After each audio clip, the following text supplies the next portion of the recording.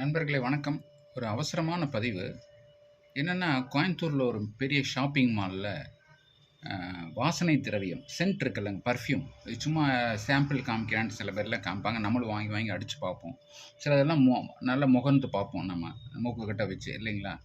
அந்த மாதிரி பர்பஸாக ஒரு திரையரங்கத்துக்குள்ளார, அந்த ஷாப்பிங் மாலில் இருக்கிற ஒரு திரையரங்கத்தில் ஒரு பெண்ணுக்கு அந்த மாதிரி ஒரு பர்ஃப்யூம் கொடுத்து அவங்க மயக்கமடைய செஞ்சு அவங்ககிட்ட இருக்கிற நகை, லேப்டாப் இதெல்லாம் எடுத்துகிட்டு போயிருக்காங்க. அதனால் பொது இடங்களில் யார் பர்ஃப்யூம் விற்றாலும் சரி, நீங்கள் ரொம்ப எச்சரிக்கையாக இருக்கணும். குறிப்பாக மகளிர். ஏன்னா அவங்கள நோக்கி தான் பண்ணுறாங்க. ஒருவேளை ஆண்களிடமும் இது நடந்தாலும் நடக்கலாம். சரிங்களா?